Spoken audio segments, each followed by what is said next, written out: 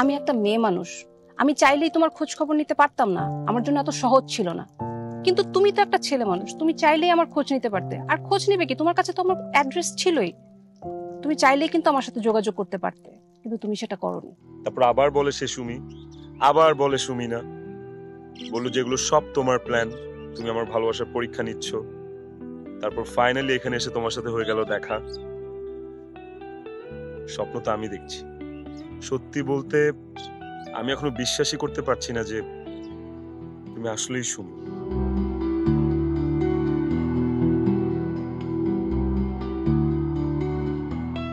আমার সাথে একটু পানশিতে যাবেন?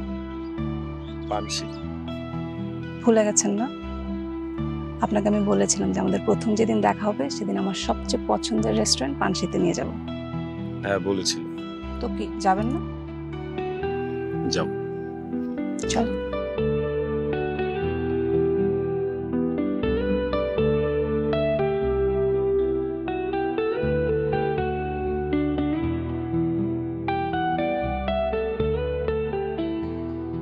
ফাইনালি আমাদের দেখা হলো।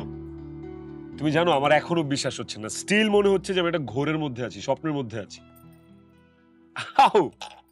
কি এখনো স্বপ্ন স্বপ্ন লাগছে? এই চোরা শয়তানি গেল না মাথা থেকে, তাই না? হ্যাঁ, তুমি জানো আমি কি ভেবেছি? আমি ভেবেছিলাম যে আমি দেশে এসে শুনবো তোমার দুটো ফুটফুটে বাচ্চা হয়েছে, একটা প্লেতে পড়ে, একটা নার্সারিতে পড়ে। আমিও কিন্তু মনে মনে একটা জিনিস ভেবেছিলাম।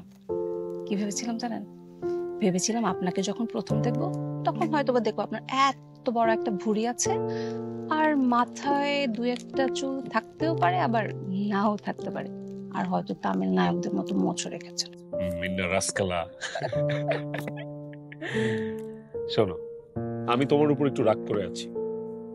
তুমি যদি 1 বছর আগেই আমার বাসার খোঁজ খবর পেয়ে থাকো, তাহলে 1 বছর আগেই তোমার আমার খোঁজ নেওয়া উচিত ছিল। না, পারতাম না। তাহলে তো আর আজকে আপনাকে তোমাকে এই শাস্তিটা দিতে পারতাম না। শাস্তিটা দেয়া কি খুব দরকার ছিল? হ্যাঁ, দরকার ছিল। শুভ, আমি একটা মেয়ে মানুষ, আমি চাইলেই তোমার খোঁজ খবর নিতে পারতাম না, আমার জন্য এত সহজ ছিল না।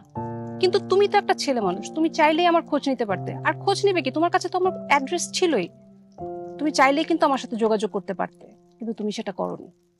চেষ্টা করেছিলাম, স্টিল আই এম সরি। আসলে মাঝখানে কয়েকটা দিন, ইনফ্যাক্ট কয়েকটা বছর আমি খুব এলোমেলো ছিলাম। আমার অনেক মানুষের সাথে সখ্য কথা হয়েছে, অনেকে আমার জীবনে এসেছে, কিন্তু বিশ্বাস করো, যত বেশি আমার মানুষের সাথে সখ্যতা হয়েছে, ঠিক ততটাই আমি তোমার অভাব অনুভব করেছি, তোমার কাছে এসেছি। এটা আমার আফসোস যে আমার বাসার খোঁজ খবর নেওয়ার পরেও তুমি আমার বাসার মানুষজনের কাছ থেকে আমার খোঁজ খবরটা নিতে পারোনি। তোমার বাসায় খোঁজ নিয়ে আমি কি বলতাম? তোমার বাবাকে বলতাম যে তোমার সাথে ফোনে প্রেম করা সেই মেয়েটা আমি, তোমার সাথে আমি যোগাযোগ করতে চাই, তোমার নাম্বার চাইতাম তার কাছে? সরি। একটা সত্যি কথা বলি, ডোন্ট সে যে এখন বলবা আমি সুমি না, আমি রুমি বা অন্য কিছু, প্লিজ। ঘর পোড়া গরু সিঁদুরে মেঘ দেখে ভয় পায়, আমিই শুনি। চলো তোমাকে বাসায় নিয়ে যাবো। কোথায়? বাসায়? বাসায় আমার কথা জানে? তো না জানলে কি আমি এতদিন বিয়ে না করে থাকতে পারতাম?